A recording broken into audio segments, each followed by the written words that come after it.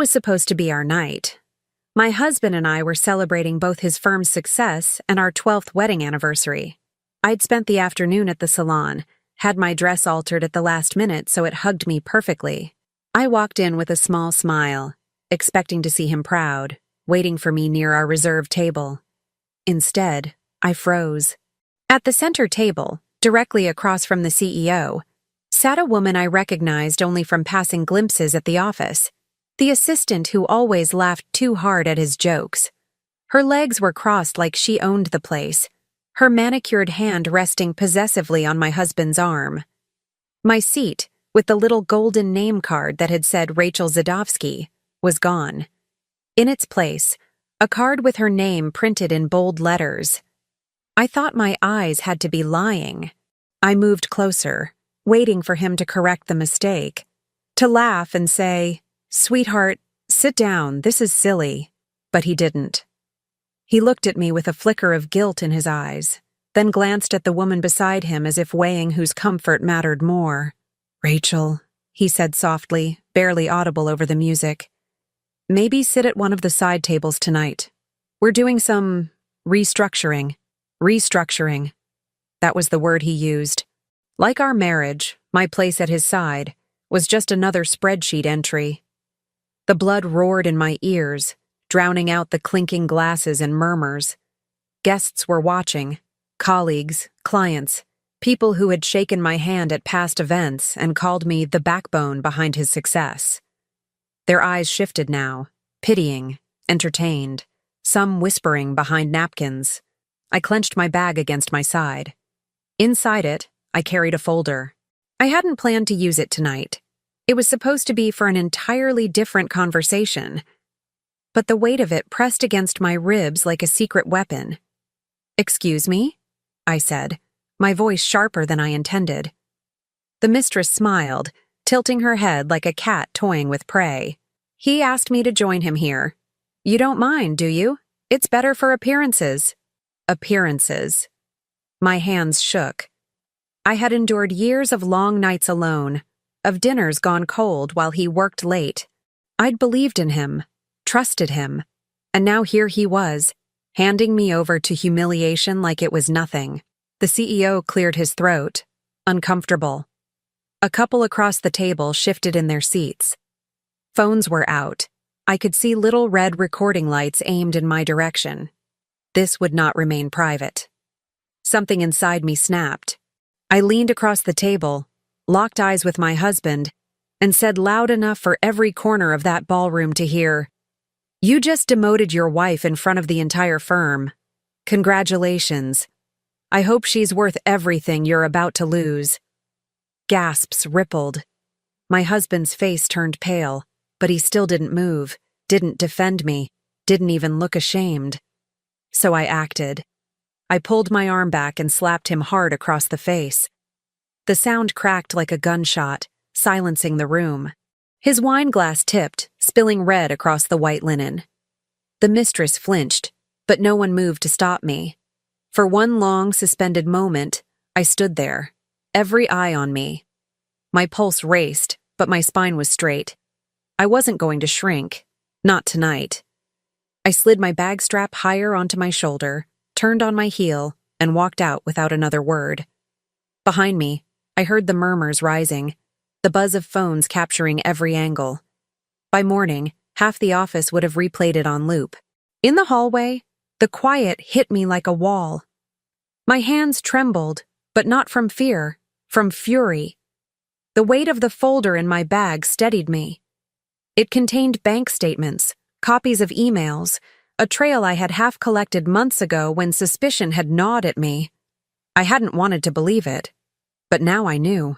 I pressed the elevator button with deliberate calm, inhaled deeply, and stared at my reflection in the polished steel doors. My lipstick was perfect, my hair intact, but my eyes were different, harder, sharper. When the doors opened, I stepped inside and whispered to myself, "He thinks he embarrassed me tonight. He has no idea what's coming." The doors shut, sealing the vow in the empty box of steel and glass. And for the first time in years, I felt something powerful. Not despair, not heartbreak. but clarity. I was done playing the loyal wife. From this night on, I would be his reckoning. I left the gala behind, heels clicking like war drums on the marble floor, carrying not just my bag, but the fire of a promise. He wanted appearances? I would show him what it looked like when the whole world watched him fall. When I got home from the gala that night, the condo felt colder than usual. Boston's skyline glittered through the windows, but all I could see was that smug look on her face and the way he let her take my chair like it meant nothing. I dropped my bag on the kitchen counter, sat down, and finally let myself think about how we'd gotten here. We met in college when he was still juggling part-time jobs and dreaming about making it big in finance. He was charming back then, the kind of man who could talk his way into a room and make everyone believe he belonged. I was the grounded one, the one with steady savings and a stubborn work ethic. When he wanted to take unpaid internships to build connections, I was the one paying rent, covering groceries, making sure the lights stayed on. He promised me it was temporary, that one day we'd live the life he swore he could give me. I believed him. After graduation, when the opportunity finally came, a junior analyst role at a respected firm, he almost didn't take it because the salary was laughable. I pushed him into it, telling him it was a stepping stone, and while he climbed that ladder, I cashed out part of the inheritance my parents left me to buy our condo in Back Bay. My name was on the deed, but his pride made me put both names down. I told myself it was a symbol of partnership. Now, staring at the skyline, I realized it was just another mistake. We had a daughter, Julia, 2 years later. She became my anchor, the reason I tolerated his late nights and endless excuses. Whenever he came home past midnight smelling of whiskey and client dinners, I tucked her in tighter and told myself he was just chasing success. I was building a home, raising a child, and holding us together while he was out building his image. Looking back, the signs had been there. The sudden gym memberships, the expensive watches, the way he guarded his phone like it was a vault. I remember one night finding a receipt for a dinner at a rooftop bar I'd never been to. 2 entrees, champagne, and a dessert meant for sharing. He laughed when I asked, kissed me quickly, and said it was a client thing. I let it slide, because admitting the truth felt scarier than ignorance. But the truth doesn't stay buried. Julia was the one who pulled the first thread. She's only 10, but kids see more than we think.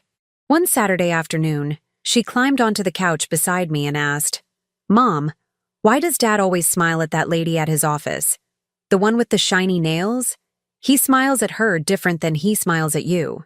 My stomach dropped. I asked her what she meant, but she shrugged, distracted by cartoons. Still, the words lodged in me like glass. I wanted to deny it, to protect her from the storm I felt brewing, but I knew she'd seen something I couldn't ignore. The betrayal wasn't just his anymore. It was a wound spreading into our daughter's life, poisoning her innocence. And that, more than anything, was what hardened me. By the time the gala happened, I already had the folder in my bag. Months of quiet digging. Bank statements showing money siphoned from our joint account. Credit card charges for hotels in the city. A string of emails I'd printed from his laptop when he left it open one morning, careless after a late night. I had kept them tucked away, unsure if I'd ever have the courage to face them. But that night, watching Julia's face in my mind as he let another woman humiliate me, I knew this wasn't just about saving my pride. It was about reclaiming everything I'd sacrificed. The years, the money, the love, the stability I gave him while he built his shiny facade.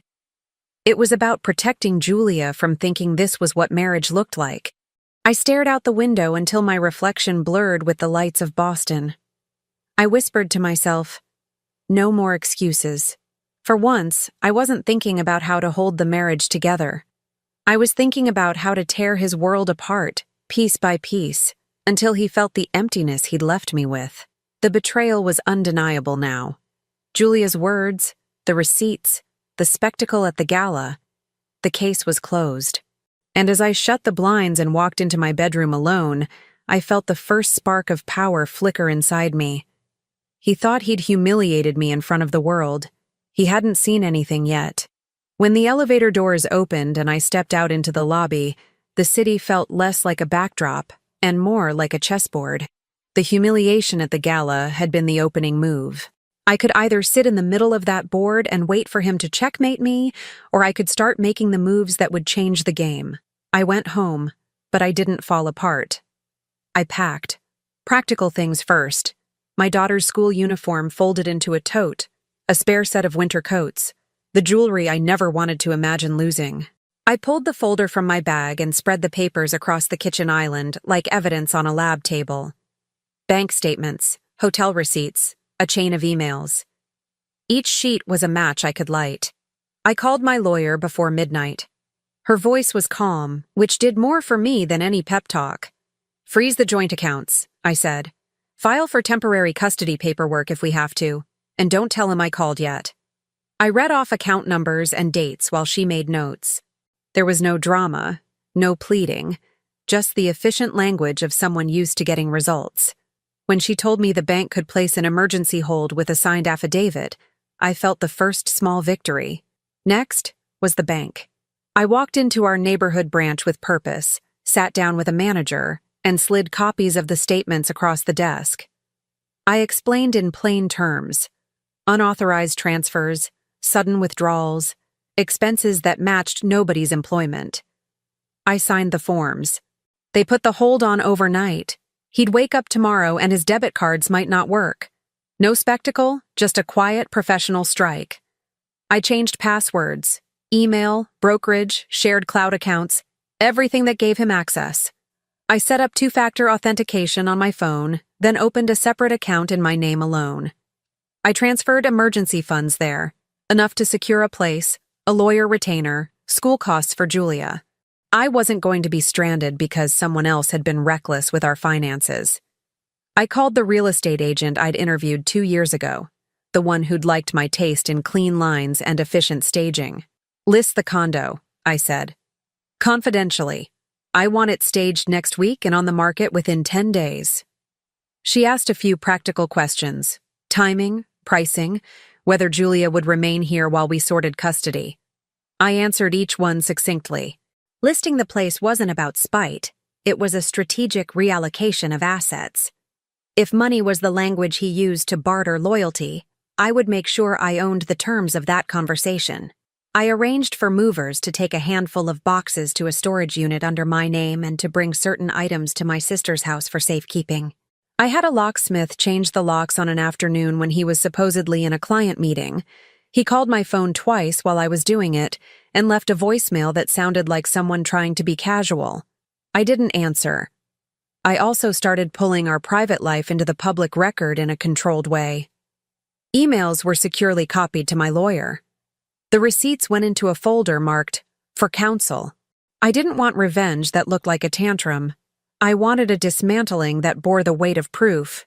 When you play with evidence, you are guaranteed an audience that cannot just shrug and move on. Between calls, I made plans for Julia. Her teacher would bring her to my sister's this weekend. I packed her favorite books and left instructions for bedtime, a small ritual of normalcy in the center of the storm. I photographed everything I moved, time-stamped the photos, and sent them to my lawyer. This was meticulous. It felt surgical. He texted me that night.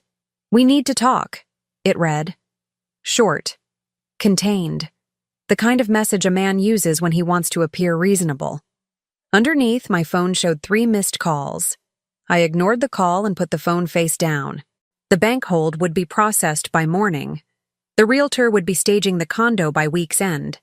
And the lawyer would file the initial motion within 48 hours if he escalated. I had already anticipated his attempts at charm, at damage control, at casting me as the unstable one. I had answers for that: documentation, witnesses, receipts, a timeline. At 8:17 a.m. the next day, my phone buzzed with an alert. A debit attempt declined. His name popped up on a screen at an expensive downtown lunch spot, a card reader politely refusing the charge. Minutes later, another alert. An attempted transfer out of our joint account flagged and held. By 8:45, the law office called to say they had filed for temporary measures and served notice to his email. When he finally called, the voice on the other end was stripped of rehearsed calm. It was sharp, raw with confusion. "Why are my cards not working?" he demanded. I listened to the panic in his voice and felt neither triumph nor glee. I felt the clean satisfaction of a plan executed. He was the first to react to my move, but he was reacting to something that had already been set in motion. The game had changed. I was no longer waiting for him to make mistakes. I was shaping the board. "Because I put a stop to them," I said. "You made your choices. I'm making mine." The morning after I hit pause on our accounts, the world that had looked like his began to splinter in small, loud ways. I expected the bank to act. I did not expect how quickly everyone else would notice. The first ripple hit at 9:30 when a colleague texted me a gif of a card reader refusing a charge with the caption "awkward." It was petty, but it told me how fast a single transaction could become gossip. By 10, a mutual friend, someone who'd once congratulated us at our wedding, sent a tentative message asking if everything was okay. The questions multiplied, and each one built pressure around him like a tightening noose. At the firm, murmurings turned into pointed looks. Midday, I had a coffee across the street and watched the way his office window registered movement. Men clustering, phones out, whispers folding into the stairwells. He was a man whose power came from three things: access, reputation, and the illusion of control. Cut off the access, and the illusion starts to crumble. I didn't need to gloat. I had learned the value of silence.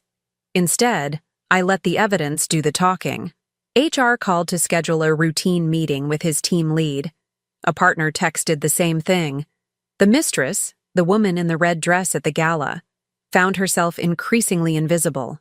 People who'd once smiled politely in the hallway now avoided her, their eyes flicking away like they'd been caught looking at something shameful. The first real public consequence for him came that afternoon. He went to a lunch with a longtime client who liked to see strength in a partner. He stood to pay the check and the card declined. The moment was small and humiliating on its own, but it was the way the client's eyebrow arched, the way conversation dried up as his name pinged on other phones with notifications about flags and holds. By the time he left, the client had suggested they postpone a pending deal. Reputation, once frayed, unravels quickly. At the office, whispers turned to outright questions. Someone leaked an internal rumor about marital troubles and financial irregularities. The mistress's managers began to ask awkward questions about her involvement with a senior executive. HR opened a discreet inquiry.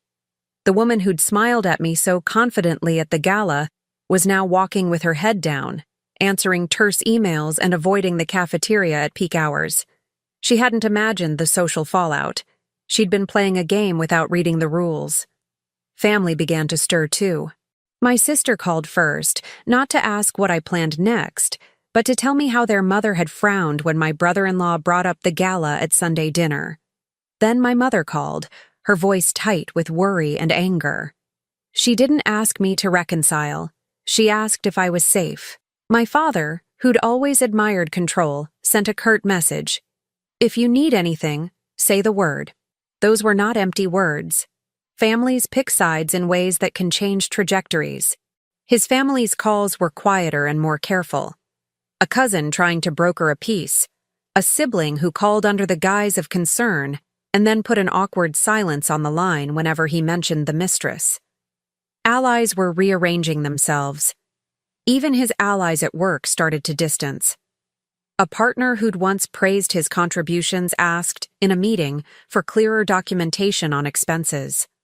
Another colleague who had promoted him subtly shifted projects away from his desk.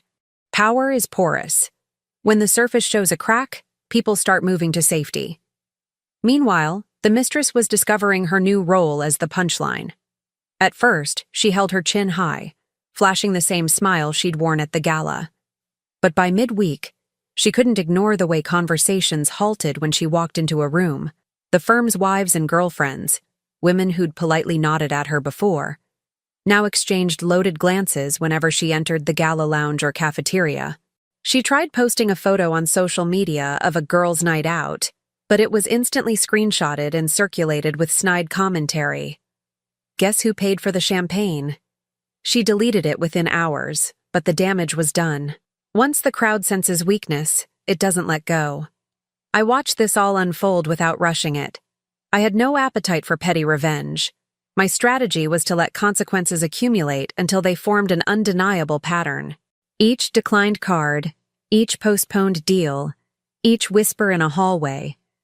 They were the chisel strokes that would remove the facade he'd built. By late afternoon, one of his junior associates, the kind of person who knows how fragile alliances are, forwarded me a screenshot. It showed a terse email to the whole team about unexpected personal matters and an instruction to redirect client calls. That was the language of damage control. Sterile, corporate, careful. Through all of it, I kept my face composed. At home, Julia colored at the kitchen table and asked me why Daddy sounded worried on the phone.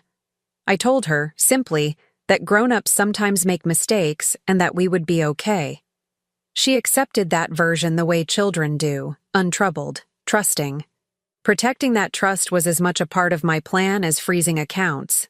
When the sun dipped and the office lights in the financial district blinked one by one, my phone buzzed with an incoming call from his number. I didn't answer. My voicemail filled with a single clipped message at first. Call me back. Then, as the hours passed and the chorus of institutional consequences mounted, his voice returned in a different tone. Urgent, thin, brittle. He asked where I was, asked if we could talk, tried to sound ordinary. The message faltered into the kind of pleading that had never been part of him. Rachel, please. Let me explain. Don't do anything drastic. A minute later, another call. Then another. I watched his name light the screen and swallowed the small, private satisfaction that came from hearing the panic he had so long perfected. It was the sound of the first domino starting to wobble. He showed up at the building before midnight. I saw him through the security camera feed, the concierge later told me. Standing at the desk, hands braced on the counter, voice low and urgent. When they asked for ID, he fumbled. They called their supervisor. He paced, then raised his hands as if to demand someone find me, to demand that the world return to the neat lines he liked. They informed him I had changed the locks. He pounded the marble counter and left in a storm of suits and collars, humiliating himself under the fluorescent lights where clients and doormen watched. He had lost access in the quietest, most practical way possible. It was a small thing, but it spoke volumes. The man who had always controlled the room could not control the front desk. He had been confident for years. Now, for the first time, he was scrambling. He'd make louder moves next. Calls to his partner, threats about reputation, possibly a legal notice. But the dominoes were already set. And somewhere between the failed transactions, the whispering partners, and the mistress's dwindling smiles, the first real consequences had begun to land. He wanted to reach me. He wanted a conversation. He would get one eventually. But it would be on my terms. By the end of that week, whispers weren't enough for him anymore. He needed to be seen reclaiming control, to prove to his world that he wasn't the man whose card had been declined in front of a client, or the husband abandoned after a gala. He called, texted, sent flowers to my sister's house where Julia and I were staying. I ignored every single attempt. Then he made the mistake of trying to stage a reconciliation in public. Saturday night, I agreed to dinner with my sister and her husband at a restaurant on Boylston Street. A place we'd all gone to before, crowded enough that privacy was impossible, expensive enough that it attracted the people he wanted approval from. I chose that restaurant deliberately, knowing he might show up. Some traps don't need bait, just the right setting. Sure enough, halfway through my meal, the air shifted. I felt him before I saw him, the sudden hush at nearby tables, the waitstaff's nervous glance, and then his shadow falling across my plate.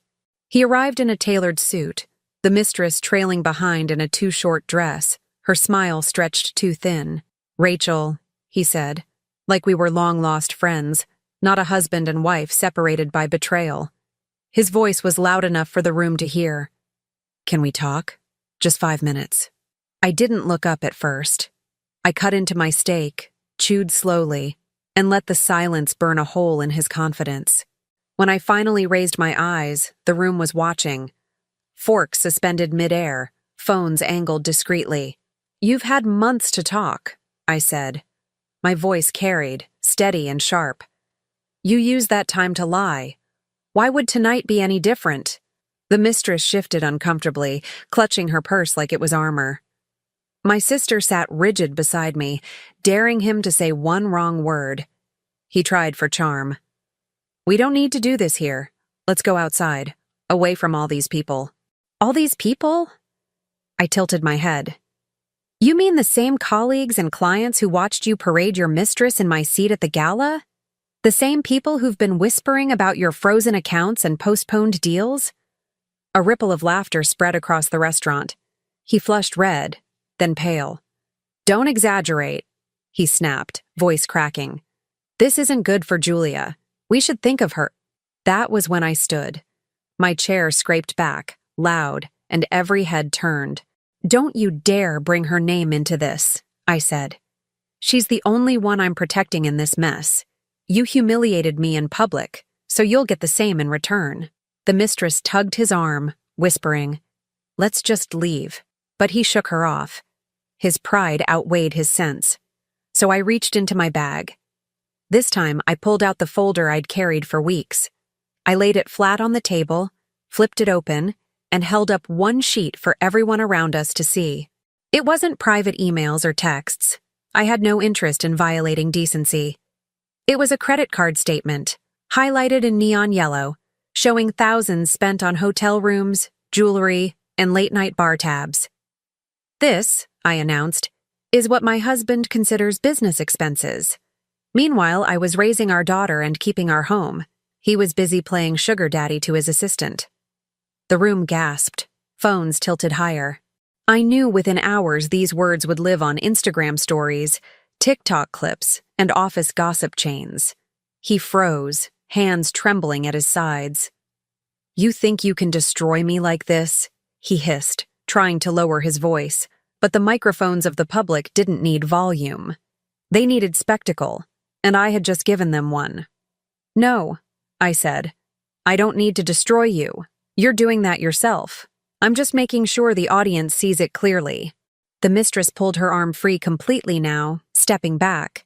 "I didn't sign up for this circus," she muttered, loud enough for the front tables to hear. Her heels clicked away, each step a nail in his coffin. He reached for her, but she didn't turn back. The crowd parted to let her through, their eyes fixed on her as if watching a ship sink in slow motion. I leaned closer, low enough for him to hear but still sharp enough to cut. "This is your life now. Every lie, every dinner bill, every sneer you threw at me, it's coming back with interest." Then I stepped back, raised my voice one final time, and delivered the line that would echo, "Gentlemen, ladies, if you ever wondered what it looks like when a man loses everything, watch closely. This is what betrayal costs." Applause broke out. Not loud, not coordinated, but scattered and genuine, like relief. A few people clapped discreetly, others shook their heads. He stood frozen, mouth opening and closing with no words forming. The restaurant had passed judgment. I gathered my bag, slid the folder back inside, and kissed my sister's cheek. Then I walked out, head high, while he stayed behind, surrounded not by allies, but by witnesses. On the street, the air was cool, sharp against my skin. I felt lighter than I had in months. He could spin narratives, pay for interviews, beg for sympathy. But the truth was out, stamped into the public record by his own arrogance. That night, my phone buzzed nonstop. Friends sent screenshots of posts. Finance exec exposed at Boston restaurant. Comments piled up. "Karma served hot, she's a legend. Don't mess with wives who keep receipts." A video of my line had already been clipped and captioned. I didn't need to watch it to know what it meant. He had been humiliated once at the gala. Now it had happened again, bigger, louder, and in a way that would stick. His mistress had abandoned him mid-scene. His colleagues had proof of his recklessness, and his name, once tied to ambition and polish, was now the punchline of Boston's weekend gossip.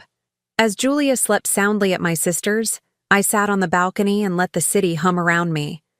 My hands no longer shook. The power had shifted, and the world was finally seeing him for what he was. This was only the second act of his undoing, and he was already unraveling in front of everyone. And the best part? I hadn't even played my strongest card yet. The restaurant incident hit him harder than I expected. By Monday morning, the clip of me holding up the credit card statement had already been reposted hundreds of times. TikTok teens added dramatic background music. LinkedIn posts from smug executives called it a lesson in transparency. And on Facebook, mothers and community groups were praising me like I was some suburban Joan of Arc. He couldn't hide anymore, so he did the only thing a man like him knew how to do. He tried to spin the story. Tuesday, a statement appeared on his firm's website. Carefully written, probably drafted by some PR junior who hated every second. Our colleague is facing personal challenges, and we ask for privacy as he resolves family matters. But the damage was already done, and privacy is a word that invites more digging, not less. That same night, he went further. A local business podcast posted a teaser. Exclusive interview with finance exec, his name. Clearing the air. The image was of him in a crisp suit, sitting in front of a microphone, his hands folded like a man of reason. I almost laughed. He wanted to play the victim. When the interview dropped, I listened from my sister's kitchen. His voice was steady at first, but too polished, too rehearsed. He called the Gala a misunderstanding, the restaurant scene an unfortunate overreaction, and me a wife struggling with stress and misplaced anger. He framed himself as the hard-working husband who had been undermined publicly by a private dispute. It was a performance, a calculated attempt to cast me as hysterical, irrational, the bitter woman tearing down a good man's career. But then came the receipts. I didn't leak them myself. I had given copies of everything to my lawyer, who had quietly passed the documentation to the court for our pending motions. Somewhere between the clerk's desk and the courthouse hallways, someone snapped photos. By Wednesday, screenshots of hotel invoices and emails were circling online. Not doctored, not vague. Cold, clear, time-stamped truth. One email in particular detonated the narrative he'd tried to build. In it, he promised the mistress he'd move money around so she could quit her job without raising suspicion.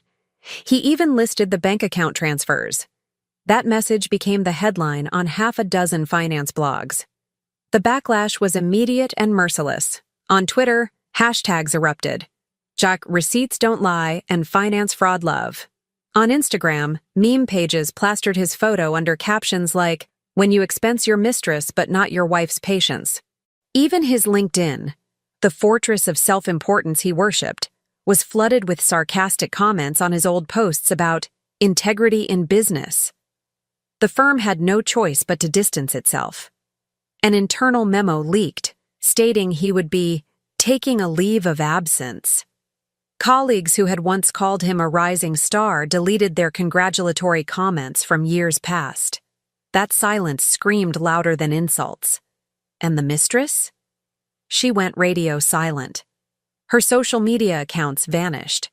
Rumors swirled that she'd been put on unpaid leave while HR reviewed her conduct. Some said she'd been spotted leaving his condo with a suitcase.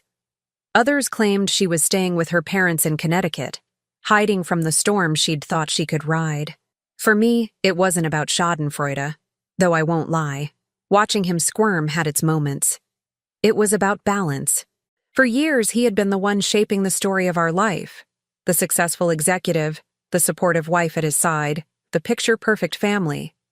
Now the truth was public, and the story wasn't his anymore. But he wasn't done fighting. He posted a long Facebook note, the kind no one reads past the second line, about betrayal cutting both ways. He implied I had gone to extremes and weaponized private matters. He said he forgave me and hoped one day Julia would understand that her mother had acted out of anger. That line nearly broke me. Using our daughter's name in a PR stunt? That was a new low. But instead of lashing out, I let silence do its work. Because the internet doesn't forgive hypocrisy, and the comments section devoured him alive. Forgave her? For what? For catching you? Bro spent her inheritance on hotel rooms and thinks he's the victim. This is why receipts matter. By Friday, he was trending again. But not for his interview, not for his statement. He was trending because someone had stitched his Facebook post with a clip of me at the restaurant. The contrast was brutal.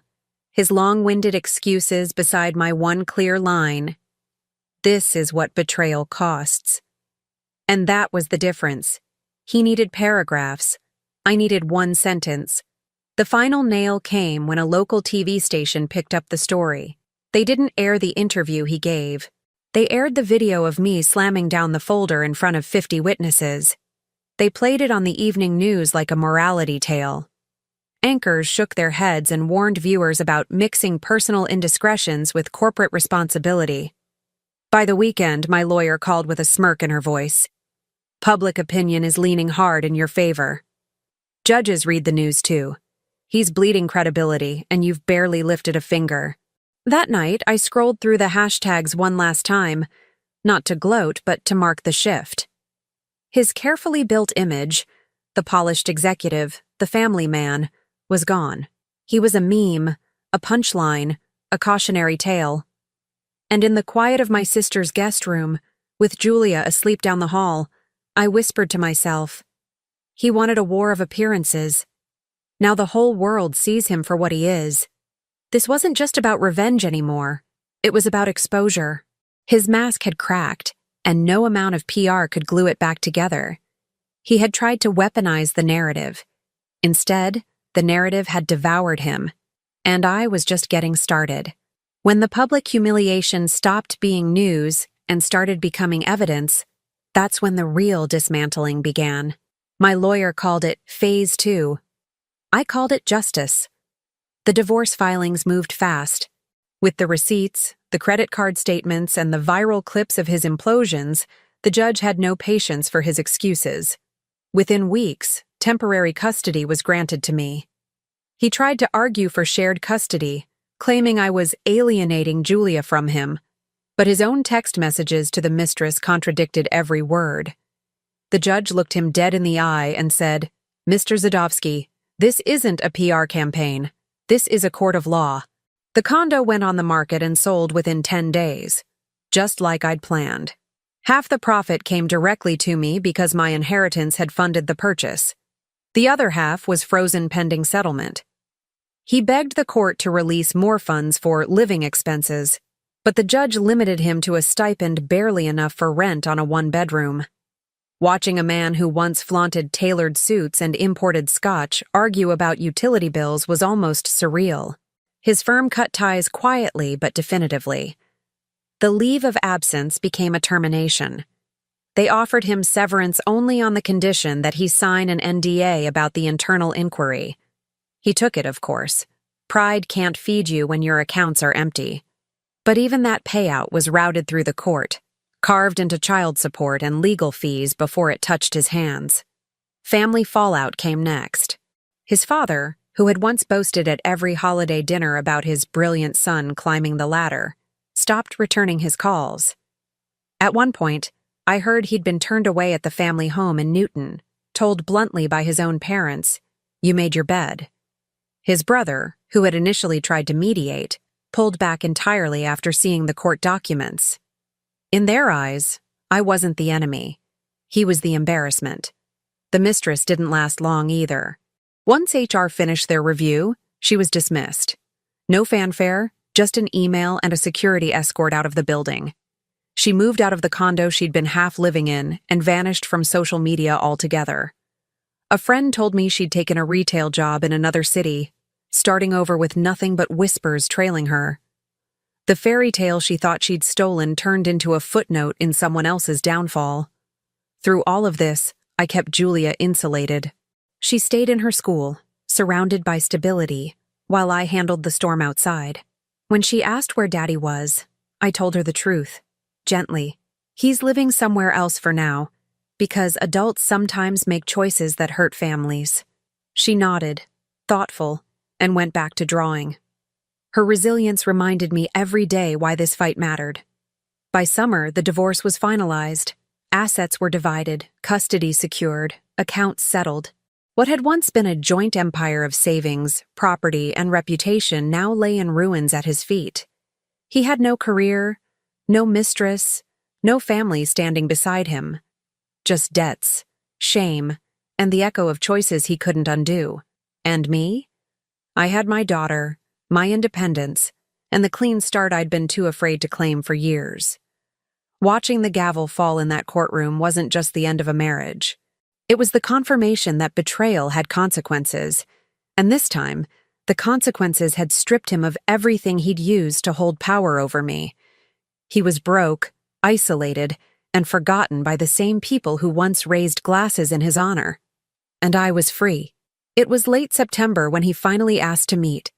Not through lawyers, not through court summons, just a simple text. Please, one last time, I need to talk to you. I almost ignored it, but some endings deserve to be spoken aloud. We met at the condo we once called home. The place was empty now, walls stripped bare, echoes filling the rooms where laughter and arguments used to live. He stood in the living room, hands shoved into his pockets, his suit wrinkled, his shoes scuffed. I had never seen him so diminished. "Rachel," he started, his voice hoarse. "I know I don't deserve anything. But please, I need you to hear me." I set my bag down on the counter and crossed my arms. "Go ahead."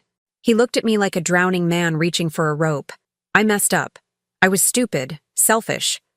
I thought I could have both. The career, the excitement, the attention, without losing you. I didn't realize how much you held me together until you were gone. His eyes watered, though whether from regret or self-pity, I couldn't tell. I stayed silent. He stepped closer. "I've lost everything. My job, my reputation, even my parents won't return my calls. Julia barely speaks to me. And her—" he swallowed, shaking his head. "She left when the money dried up. I don't blame you for hating me, but please, I can't keep living like this. Give me a chance to fix it. To fix us." His words fell flat against the emptiness of the condo. For years, I had begged him to show up, to be faithful, to respect what we had built. And now, when there was nothing left, he wanted absolution. "Fix us?" I said quietly. "You destroyed us the moment you let her sit in my chair. You showed me exactly where I stood in your world." He winced, but I kept going. "I sacrificed for you. I paid for this home. I raised Julia while you were out pretending to be some Wall Street king. And when I confronted you, you didn't apologize. You humiliated me. Twice. And now, when the world finally sees who you are, you want me to patch the holes?" Tears rolled down his face. "I don't know who I am without you." And that was the truth. He didn't want me. He wanted the scaffolding I had built around his hollow life. I stepped close enough to see the desperation in his eyes. My voice was steady, sharp. "You're the architect of your own destruction. You built this mess brick by brick, and you don't get to ask me to carry it now." He broke then, shoulders slumping, a sob tearing loose as he covered his face with his hands. I felt nothing. No pity, no temptation. Just the clean detachment of someone finally free. I picked up my bag and walked to the door. He didn't follow. Before I left, I turned once, delivering the last line he would ever hear from me. "This was your masterpiece. Live in it." The door shut behind me with a final click, sealing the chapter for good. A year later, Boston looked different to me. Not because the skyline had changed, but because I no longer saw it through the fog of someone else's shadow. The condo was long gone, the court battles finished, and the weight I'd carried for years had finally lifted. Julia and I lived in a smaller but brighter apartment near the Charles. The walls were filled with her artwork, not silent tension. Every evening, we cooked together, laughed at our own inside jokes, and built routines that belonged to us alone.